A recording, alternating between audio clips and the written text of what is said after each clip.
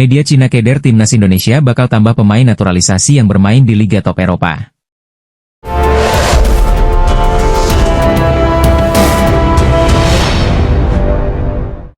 Geliat penambahan pemain naturalisasi yang dilakukan PSSI untuk memperkuat timnas Indonesia mendapat sorotan media Cina, Xinhua. Nama-nama pemain keturunan yang bermain di Liga Top Eropa tak hanya mulai populer di Indonesia, tetapi juga di Cina. Hal ini terkait dengan pertandingan kualifikasi Piala Dunia 2026 Round 3, Indonesia akan bertemu dengan Cina pada pertemuan kedua, tepatnya di bulan Juni 2025. Tim nasional Cina akan menghadapi kesulitan dalam pertandingan menghadapi Indonesia di lanjutan kualifikasi Piala Dunia 2026, demikian judul yang ditampilkan Xinhua.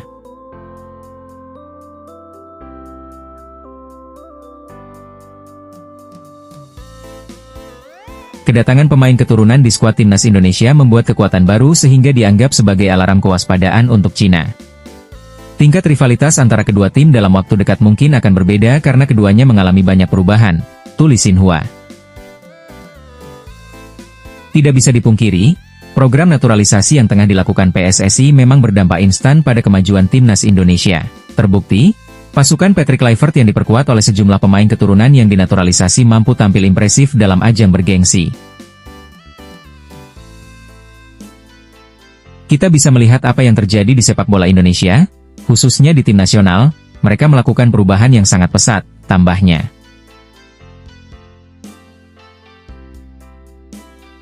Kami pikir mereka, Indonesia, akan terus menambah pemain keturunan berkualitas, tentu itu akan sangat mengkhawatirkan, lanjutnya.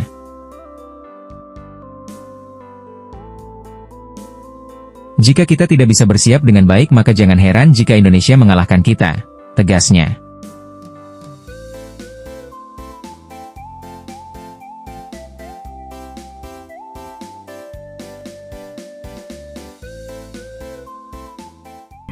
Pelatih tim ASEAN All Stars, Kim Sang-sik makin pusing dengan kabar terkini di skuadnya. Sejauh ini, sudah ada 17 nama yang diumumkan ke publik. Rinciannya, ada 2 kiper, 6 bek, 5 gelandang, dan 4 striker. Tim ASEAN All Stars bakal melawan Manchester United dalam laga eksibisi di Stadion Bukit Jalil, Kuala Lumpur pada 28 Mei 2025. Tim ASEAN All Stars bakal dilatih oleh Kim Sang-sik. Kim Sang-sik bakal memanggil 23 pemain untuk menghadapi Manchester United. Timnas Indonesia sudah mengirim perwakilannya. Ada 2 pemain Timnas Indonesia yang dipanggil ke tim asuhan Kim Sang-sik. Keduanya adalah Asnawi Mangkualam dan Muhammad Ferrari. Keduanya membela Timnas Indonesia di ajang ASEAN Cup 2024. Total ada 9 negara yang sudah mengumumkan perwakilannya. Malaysia, Thailand, Vietnam, dan Indonesia sudah mengumumkan perwakilannya masing-masing. Tinggal Filipina dan Singapura saja yang belum mengumumkan perwakilannya ke skuad ASEAN All Stars. Namun, kabar buruk datang dari negeri jiran, Malaysia. Sebelumnya, Malaysia telah mengumumkan nama Dominic Tan, Haziq Nazli, dan Sergio Aguero ikut ke skuad ASEAN All Stars. Media asal Malaysia, Astro Arena, mengabarkan bahwa ada 2 pemain Harimau Malaya mengundurkan diri. 2 nama tersebut berasal dari posisi bertahan. Haziq Nazli dan Dominic Tan kemungkinan bakal jadi pemain yang mundur dari skuad All Stars. Keduanya memang sama-sama merupakan pemain bertahan. Astro Arena mengabarkan bahwa perwakilan Malaysia sudah menyiapkan pengganti. Namun, posisi mereka akan diisi oleh pemain pengganti, dengan 2 nama bermain di posisi bertahan. Masih belum diketahui, siapa pengganti dari kedua pemain tersebut di skuad ASEAN All Stars. Baik, kita nantikan siapa pengganti dari timnas Malaysia tersebut. Anggota Komite Eksekutif PSSI, Arya Sinulinga membeberkan pihaknya sedang mendekati pemain keturunan untuk dinaturalisasi timnas Indonesia. Dalam beberapa pekan terakhir, gencar diberitakan PSSI sedang berupaya untuk menaturalisasi pemain-pemain keturunan yang sedang berkiprah di Eropa.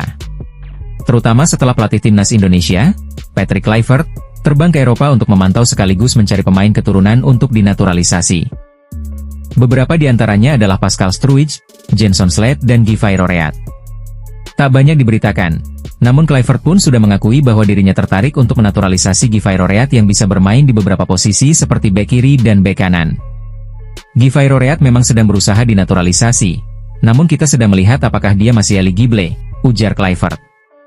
Saya juga sudah lihat langsung performa dia dan sangat baik, jadi bisa untuk membantu timnas Indonesia, tambahnya.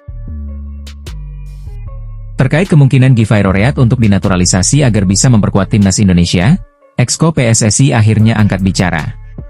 Sesuai kata Pak Ketua Umum, PSSI Erick Thohir, mudah-mudahan ada pemain yang diproses dalam waktu dekat, ujar Arya dikutip dari Antara. Namun Pak Ketum ingin merahasiakan semua langkah yang akan dilakukan PSSI, lanjutnya.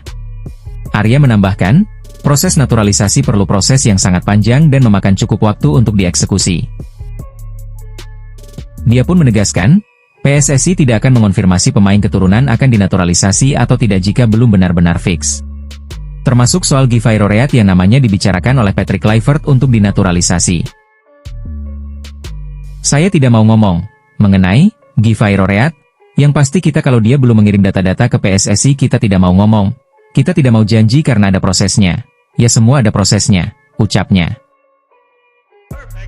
Tak hanya timnas Rusia, timnas Norwegia ternyata ikut ajak timnas Indonesia gelar pertandingan persahabatan.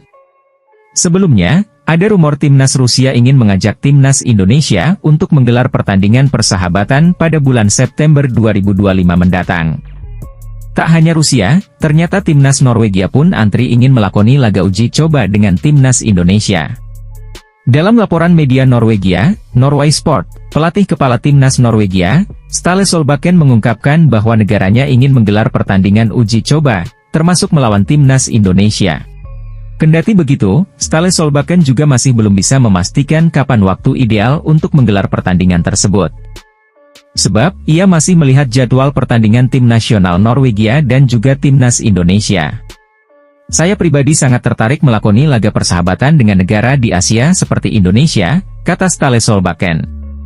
Saya dan federasi akan mencoba menghubungi Federasi Indonesia di waktu dekat. Semoga semua berjalan sesuai rencana, lanjutnya. Maes Hilgers melambung tinggi nilai Transfermarkt jadi perhatian media Belanda, El Nyengir ditawar Bologna ikut UCL. Nilai Transfermarkt Maes Hilgers melambung tinggi di FC Twente. Bek timnas Indonesia ini menjadi perhatian media Belanda. Maes Hilgers yang memulai karir sebagai pesepak bola profesional di 2020, terus mengalami lonjakan prestasi yang membuat harga pasarnya meroket, sejak menjadi bagian pemain timnas Indonesia. Pemain kelahiran Amersfoort, Belanda yang mempunyai darah Indonesia dari neneknya, Mahija Muchtar kelahiran Jakarta, namun memiliki akar keluarga dari Manado, Sulawesi Utara, menyita perhatian media Belanda. Melalui situs resmi klub, Twente Insite melaporkan daftar pemain termahal di klub FC Twente, termasuk Maes Hilgers. Maes Hilgers rupanya masuk jadi salah satu nama yang punya nilai tinggi di tim Eredivisie, dengan menempati urutan ketiga. Melesatnya harga pasar Maes Hilgers rupanya tak lepas dari momen ketika ia mulai berseragam timnas Indonesia. Maes Hilgers mencatat debut di timnas Indonesia pada 10 Oktober 2024 lalu saat melawan di kandang Bahrain di kualifikasi Piala Dunia 2026. 4 hari berselang, situs Transfermarkt mencatat peningkatan tajam terhadap valuasi sang pemain. Pada 31 Mei 2024, Maes Hilgers tercatat memiliki nilai 7 juta euro atau setara 134,1 miliar rupiah. Selang 5 bulan, nilai El Nyengir julukan Maes Hilgers kembali melesat ke 10 juta euro atau senilai 191,5 miliar rupiah, dan kini angkanya kembali ke 7 juta euro. Padahal saat promosi ke tim utama FC Twente pada 2020 lalu, valuasi Maes Hilgers hanya 75.000 euro atau 1,4 miliar rupiah dengan kurs saat ini. Valuasi bek 23 tahun itu meningkat lebih dari 100 kali lipat dalam 4 tahun. Peningkatan harga sang pemain tak lepas dari performanya yang memang konsisten bersama FC Twente. Maes Hilgers bahkan tercatat sudah membukukan 100 penampilan bersama tim yang dibelanya sejak akademi. Begitu juga dengan karirnya di kancah internasional, Maes Hilgers sukses jadi pilihan utama di timnas Indonesia sejak resmi dinaturalisasi. Meski penampilannya sempat terkendala cedera hamstring, ia tetap jadi pilihan di timnas Indonesia. Kontrak Maes Hilgers bersama FC Twente akan berakhir Juni 2026, dan jika tidak menjualnya akhir musim ini, maka Twente harus melepaskannya secara gratis pada 2026.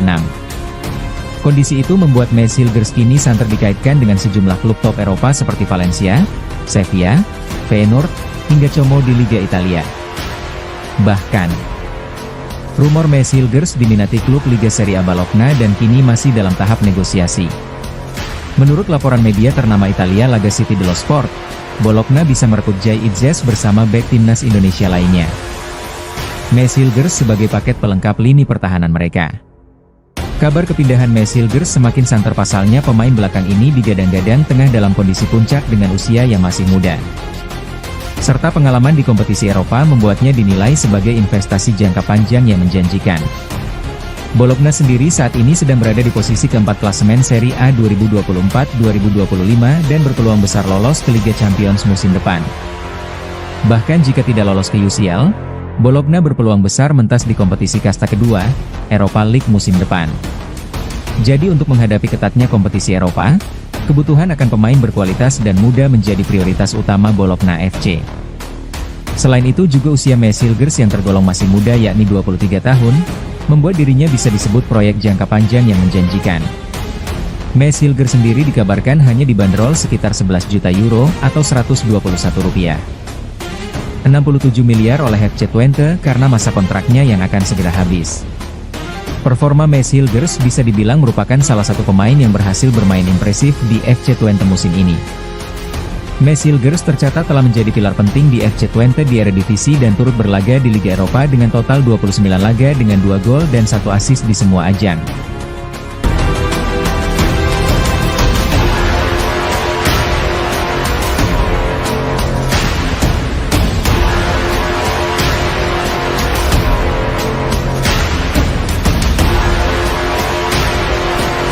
Kapten Manchester United, Bruno Fernandes ingin kapten timnas Indonesia. Jay Itzes main di pertandingan ASEAN All-Star versus Manchester United.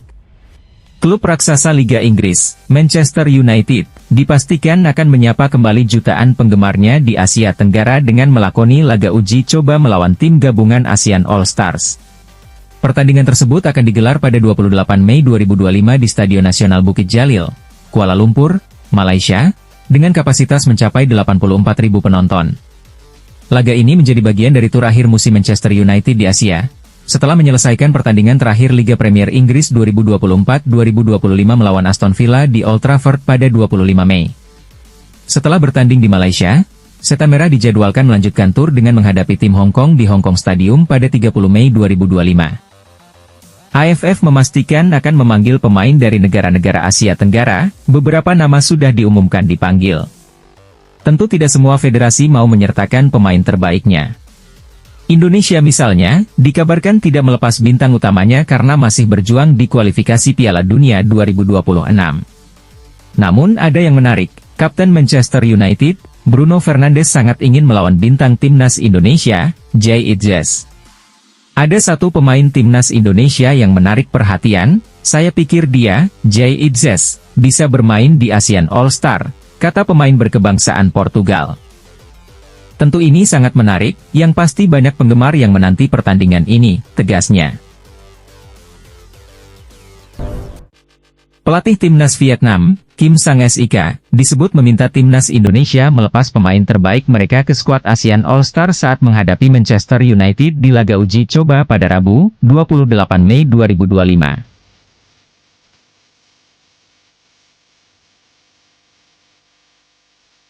Pelatih ASEAN All-Star Kim Sang-sik merasa kecewa kepada PSSI.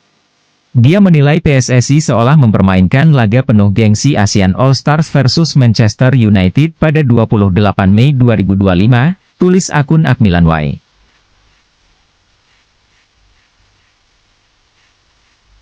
PSSI mengonfirmasi hanya mengirimkan 2 nama saja untuk ASEAN All-Stars, yakni Asnawi dan Muhammad Ferrari.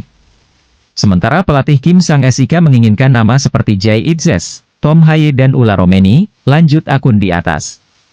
Sekadar diketahui, Kim Sang-sik dipercaya Federasi Sepak Bola Asia Tenggara, AFF, memimpin skuad ASEAN All-Stars kontra Manchester United di Stadion Bukit Jalil, Kuala Lumpur, Malaysia. Sejauh ini sudah ada 17 nama yang masuk daftar panggil masuk skuad ASEAN All Stars melawan Manchester United. Indonesia sendiri hanya mengirimkan 2 nama yakni Muhammad Ferrari dan Asnawi Mangkualam. Pencinta sepak bola tanah air dapat bernapas lega karena pemain-pemain top timnas Indonesia seperti Jai Itzes, Ula Romeni hingga Kevin Dix tak perlu turun menghadapi Manchester United.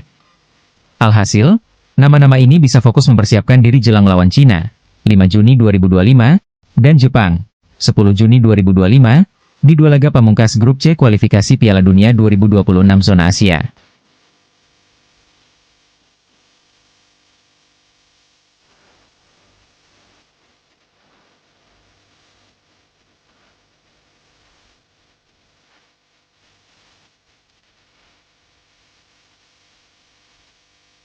Diam-diam bergerak tanpa suara, itulah gaya Patrick Kluivert, tenang di permukaan tapi penuh arah di dalam strategi.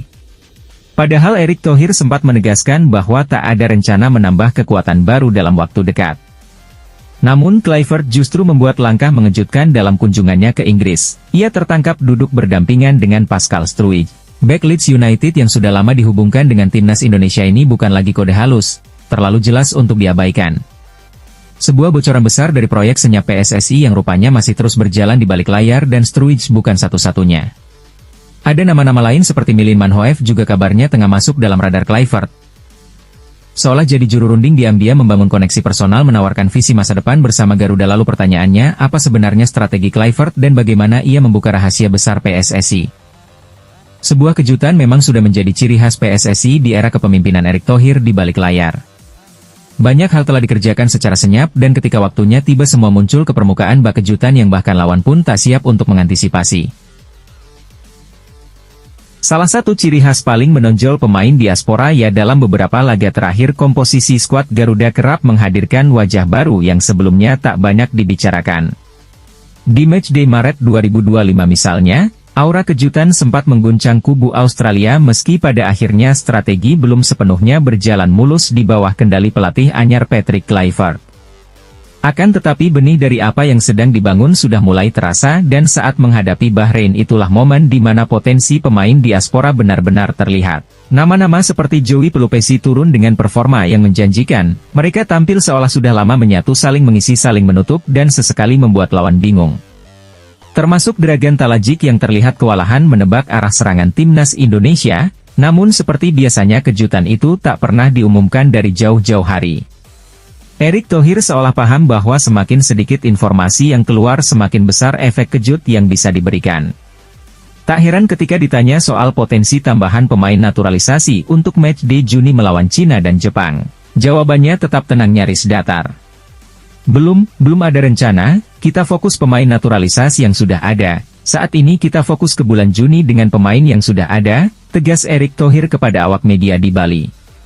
Jelas saja ini jauh dari perkataan beliau sebelumnya yang terus-menerus ingin meningkatkan kualitas persaingan untuk berjuang sampai titik darah penghabisan di sisa babak round 3 kualifikasi Piala Dunia 2026. Publik juga tahu di balik ketenangan itu bisa saja badai tengah disiapkan karena bila sejarah yang jadi acuan di era ini bukan 1-2 kali kita dikejutkan oleh nama baru yang tiba-tiba muncul di daftar line-up timnas Indonesia. Dan benar saja tak butuh waktu lama hingga publik kembali dikejutkan oleh gerak senyap dari tim kepelatihan. Kali ini kejutan itu datang dari tribun penonton. Sebuah laga Championship Inggris, sebuah pertandingan biasa di atas kertas Leeds United menghadapi Oxford United, tapi bukan hasil pertandingan yang jadi sorotan melainkan siapa yang duduk di tribun kehormatan. Tertangkap kamera Patrick Kluivert, Denny Lanzaat, dan Jordi Crouch tampak duduk berdampingan dengan seorang pemain bertahan yang sudah lama masuk radar timnas yaitu Pascal Struijk. Tak ada kata, tak ada pengumuman resmi, namun bahasa tubuh mereka berkata banyak sebuah kedekatan yang terlalu natural untuk disebut, kebetulan senyum yang tampak seperti obrolan ringan namun mungkin saja membahas hal besar soal masa depan Struijk bersama timnas Indonesia. Hal ini langsung mendapat respon dari Miliano Manhoef, ia meninggalkan komentar dengan emot hati dan bendera Indonesia. Atmosfer dukungan supporter timnas Indonesia di Stadion Utama Gelora Bung Karno, GBK, Senayan, Jakarta nampaknya telah menjadi momok menakutkan sejumlah rival. Tak terkecuali Cina. Yap, tak dapat dipungkiri, antusiasme supporter Garuda memang telah menjadi daya magis tersendiri bagi timnas Indonesia. Hal itu pula yang dirasakan sejumlah pemain keturunan saat membela Merah Putih. Seperti ketika berlaga di babak kualifikasi Piala Dunia 2026, zona Asia. Nah, rupanya aura GBK juga membuat Cina ketar-ketir. Bahkan, media Cina sampai menyebut timnas Indonesia ganas di kandang. Disitat dari akun 998, Cina tengah bersiap melawan skuad Garuda di markas timnas Indonesia, Stadion Utama Gelora Bung Karno, SUGBK, Jakarta, dalam lanjutan grup C putaran ketiga kualifikasi Piala Dunia 2026 zona Asia di Jakarta pada 5 Juni 2025. Dalam tulisannya, media asal Cina, 163 menggambarkan kehebatan timnas Indonesia setiap kali bermain di Stadion Utama Gelora Bung Karno sepanjang kualifikasi Piala Dunia 2026. Meski Indonesia belum pernah mengalahkan Cina selama 68 tahun terakhir, mereka adalah naga kandang yang sesungguhnya di fase sekarang. Bunyi keterangan media itu dikutip Bola Sport. Kecuali kekalahan 0-4 dari Jepang, mereka menang atau seri di sisa pertandingan. Mereka mengalahkan Arab Saudi dan seri dengan Australia, sambung 163. Kekuatan mereka di kandang tidak boleh diremehkan. Oleh karena itu, bagi timnas sepak bola Cina, sangat sulit menaklukkan Indonesia yang ganas di kandang sendiri, timpal tulisan di artikel itu. Asalkan bisa mengalahkan Indonesia, dengan bantuan Jepang, timnas Cina akan mampu menyalip pada menit-menit terakhir. Menang berturut-turut melawan Indonesia dan Bahrain, mengumpulkan 12 poin. Asalkan bisa mengalahkan Indonesia, dengan bantuan Jepang, timnas Cina akan mampu menyalip pada menit-menit terakhir. Menang berturut-turut melawan Indonesia dan Bahrain, mengumpulkan 12 poin, lanjutnya.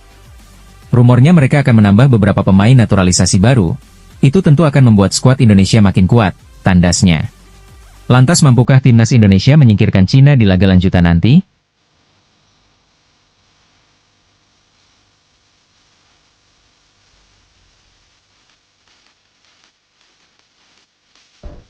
Duel timnas Indonesia versus Cina dan Jepang jadi laga krusial di kualifikasi Piala Dunia 2026 zona Asia. Mendapati hal itu, Ketua Umum PSSI, Erick Thohir, pun punya harapan khusus. Erick berharap timnas Indonesia dapat memulai persiapan lebih awal untuk menghadapi Cina dan Jepang dalam lanjutan grup C babak ketiga kualifikasi Piala Dunia 2026. Semua itu dilakukan agar JITZS meraih hasil maksimal. Timnas Indonesia akan menjalani laga kandang melawan Cina pada 5 Juni 2025. Kemudian, 5 hari berselang, tim arahan Patrick Kluivert itu akan melakoni laga tandang menantang Jepang. Pertandingan melawan Cina dan Jepang akan menjadi laga krusial bagi timnas Indonesia. Hasil dari laga itu akan menentukan nasib skuad Garuda untuk bisa lolos ke Piala Dunia 2026, baik lewat jalur otomatis maupun babak keempat kualifikasi. Erick pun membuat permintaan khusus kepada skuad timnas Indonesia, mengingat dua laga tersebut adalah laga krusial. Dia ingin JITZS dan kolega memulai persiapannya lebih awal. Tapi, dia tidak akan memaksa dan membiarkan para pemain dan tim kepelatihan yang memutuskan. Bahkan di bulan Juni ini, saya akan menawarkan kepada pelatih Patrick, para ofisial, dan mungkin juga para pemain. Jika mereka ingin datang lebih awal agar memiliki persiapan lebih, tapi ini terserah mereka, kata Erick, dilansir dari kanal YouTube PSSI TV. Erick mengungkapkan ada kemungkinan timnas Indonesia memulai persiapan lebih awal karena kompetisi diperkirakan sudah berakhir pada pertengahan Mei. Namun kembali, keputusan akhir nantinya ada pada tim kepelatihan dan para pemain. Kita akan bermain di tanggal 5 Juni dan 10 Juni, dan mungkin liga sudah berakhir. Mereka akan lebih rileks, ada keluarga. Tapi kemudian kita akan berkonsolidasi, mungkin kita akan berlatih lebih awal, tapi ini bergantung kepada mereka nantinya, tutur Erick. Itu akan bagus, karena program ini benar-benar kami perhatikan secara detail, bukan hanya program saja. Dan ini selalu ada target, bukan hanya sebuah benar atau salah tapi kita harus benar-benar serius, tambah dia. Sebagai catatan, timnas Indonesia saat ini menempati posisi keempat klasemen sementara grup C dengan 9 poin, terpaut 1 angka dari Arab Saudi di urutan ketiga, dan 3 angka dari Australia di posisi kedua. Kemudian mereka unggul 3 angka atas Bahrain dan Cina. Sementara Jepang sudah dipastikan mengamankan tiket Piala Dunia 2026. Tim berjuluk Samurai Biru itu sangat nyaman di puncak klasemen grup C dengan mengemas 19 poin dari 8 pertandingan yang telah dimainkan.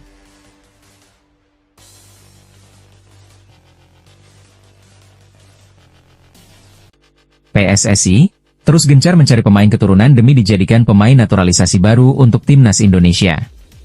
Akan hadapi Tiongkok dalam laga lanjutan kualifikasi Piala Dunia 2026 zona Asia, salah satu upaya PSSI, ialah mencari pemain naturalisasi baru untuk Indonesia.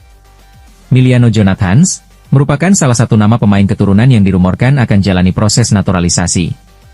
Namun, apakah Miliano Jonathans gabung timnas Indonesia pada laga kontra Tiongkok, 5 Juni 2025, nanti? Miliano Jonathans, merupakan seorang pemain muda berusia 21 tahun kelahiran Arnhem, Belanda, 5 April 2004. Dengan tinggi 1,78 meter, Miliano Jonathans selalu menjadi andalan di posisinya, yaitu sayap kanan. Bergabung dengan FC Utrecht pada 1 Januari 2025 lalu, Miliano Jonathans kini memiliki nilai pasar sebesar 15,64 miliar rupiah. Bermain di divisi utama Liga Belanda, pemain keturunan Indonesia ini tampil menawan meski belum mencetak satu gol pun. Usai laga kontra Bahrain, 25 Maret 2025, rumor proses naturalisasi dari Miliano Jonathans akan segera digelar, semakin menguat. Namun, hingga saat ini, belum ada kabar resmi dari PSSI tentang update proses naturalisasi dari pemain keturunan yang satu ini. Meski, calon pemain naturalisasi baru ini bisa segera diproses, namun PSSI belum juga memberikan update resmi terkait Miliano Jonathans.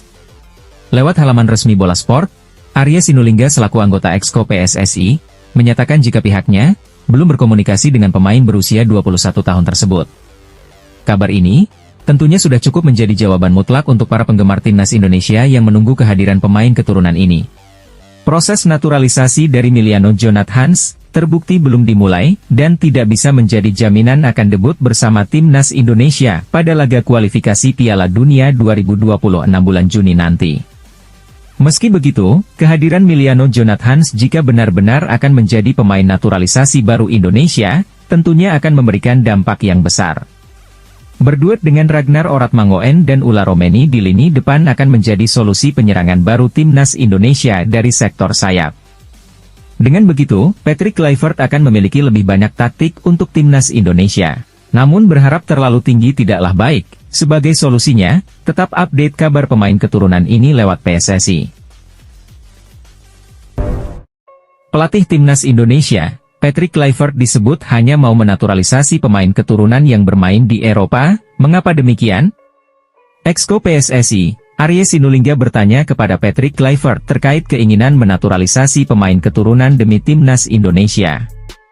Arya Sinulinga mengetatkan syarat menaturalisasi pemain, klub tidak boleh lagi merekomendasikan. Sekarang, Menpora hanya menerima permintaan dari PSSI.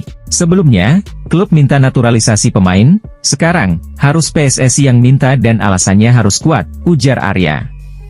Lalu, pemain yang dinaturalisasi ini, berapa lama bisa membela timnas Indonesia? Kriteria Patrick juga sangat ketat, lanjutnya. Coach Patrick hanya mau menaturalisasi pemain keturunan yang berkarier di Eropa untuk timnas Indonesia, jelas Arya. Menyoal pemain keturunan yang dinaturalisasi harus berkancah dari Eropa, Arya mengungkapkan bahwa syarat dari Patrick Kluivert itu tidak dapat ditawar. Saya tanya, kenapa harus begitu? Kan pemain keturunan Indonesia ada di mana-mana. Dia bilang inginnya pemain yang bermain di Eropa, dia sudah punya kriteria ketat, papar Arya. Sementara itu, PSSI masih mencari calon pemain naturalisasi selanjutnya untuk timnas Indonesia. Kandidatnya adalah Pascal Struij, Tristan Goejer, Tijani Noslin, Miliano Jonathan dan Jaeden Banel. PSSI sebenarnya memprioritaskan Jairo, namun, masih ada yang kurang di berkas. Oleh karena itu, PSSI beralih ke Miliano Jonathan dan Pascal Struij. Kluivert direncanakan akan berkomunikasi dengan penyerang FC Utrecht di Liga Belanda itu membahas naturalisasi untuk timnas Indonesia.